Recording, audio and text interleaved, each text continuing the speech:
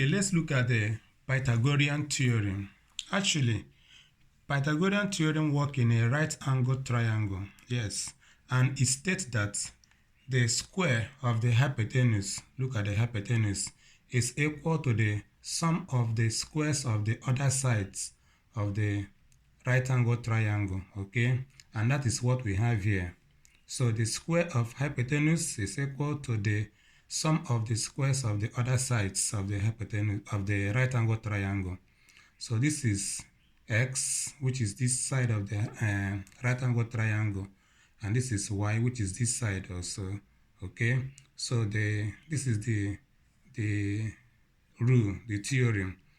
So anytime you have a right angle triangle and you are looking for one side where two other sides are given, you are encouraged to use Pythagoras theorem.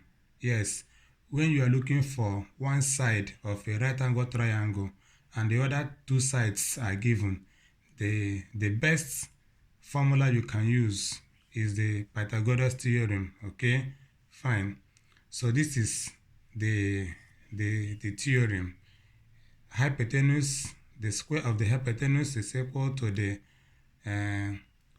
sum of the squares of the other sides. So in this place now, if you are looking for x, you can now make x the subject formula, which is what we have here, so that it will now become h squared minus y squared. And if you're looking for y, you can now make y the subject of the formula, which will now give you h squared minus x squared. So this formula, especially this particular one, you are supposed to memorize it. Okay, try as much as possible to learn it and memorize it. Fine. And we have example here. We have example. Okay, and this example is from the previous example we have looked at, example number 4. So we have this right angle triangle, and we have this side 6.1, and we have the hypotenuse to be 8.5, and also we have theta here, and we have a side that we are looking for here, side x.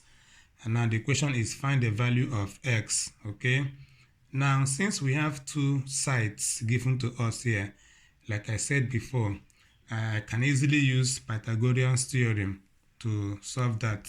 Okay, now our hypotenuse is 8.5. From what we have here, hypotenuse is 8.5, and the other side, I can call this side x.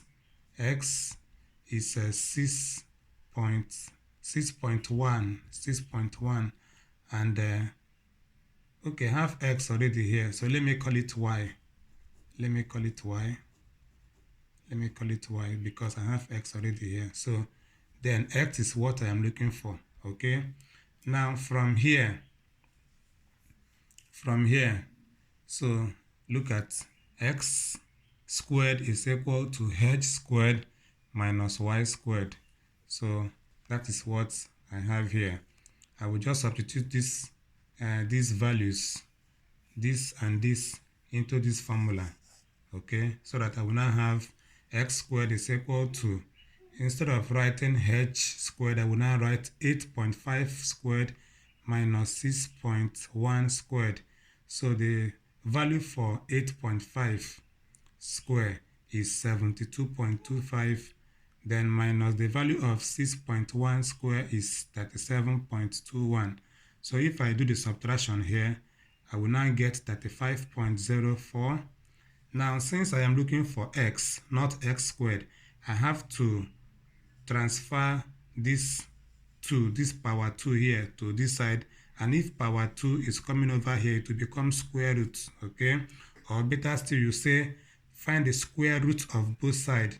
Like if you find the square root of both sides, okay, so this square root of x squared will now become x, and the square root will still remain here. You can now use your calculator to look for the square root of 35.04, and it will give you 5.9.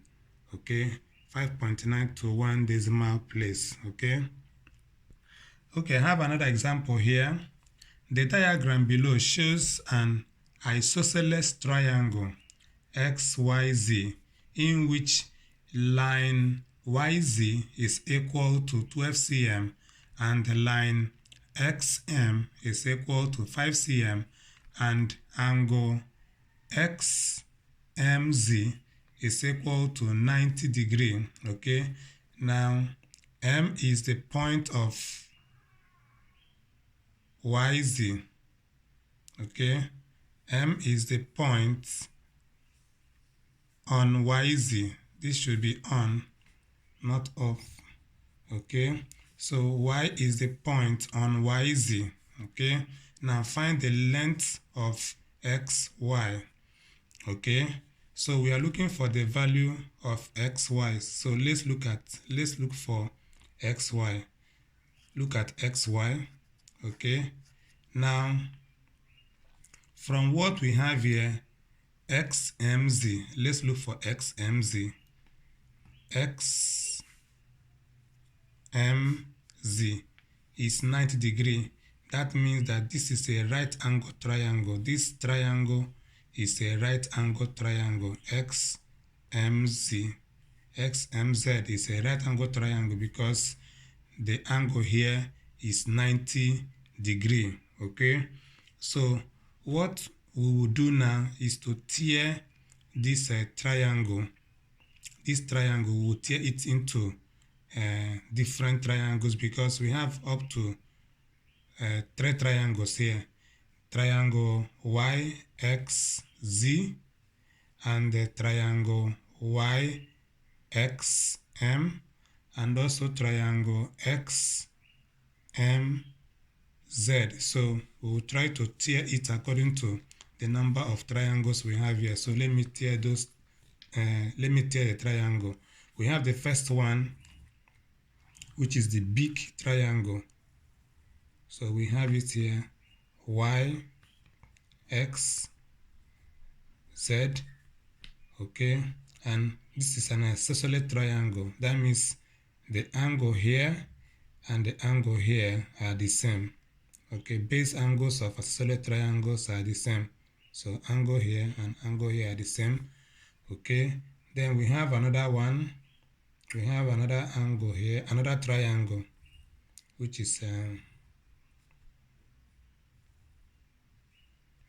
Y, X, M, and this triangle Y, X, M is a right angle triangle because there is a 90 degree here, and we have another one.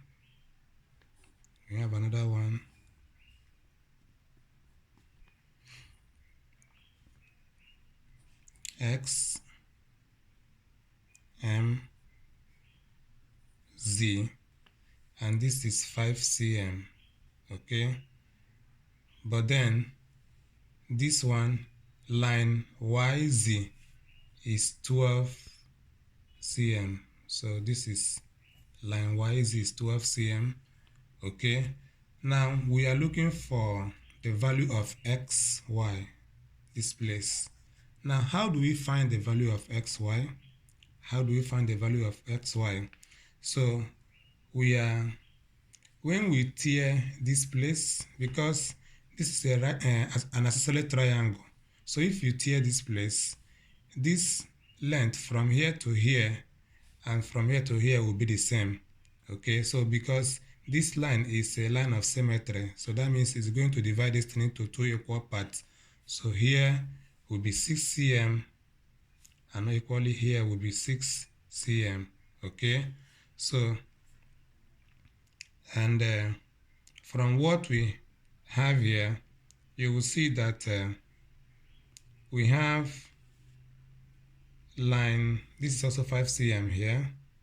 Okay, so we have a right angle triangle here. So we can now use Pythagoras theorem to find this place, to find YX, and our YX is now the hypotenuse. So this is the hypotenuse. So we can use Pythagoras theorem to find this value of YX. So we will now use our formula, which is going to be since our yx is a hypotenuse, we will say the line of yx square is equal to 6 square plus 5 square. Remember, our formula is y square is equal to x square plus y.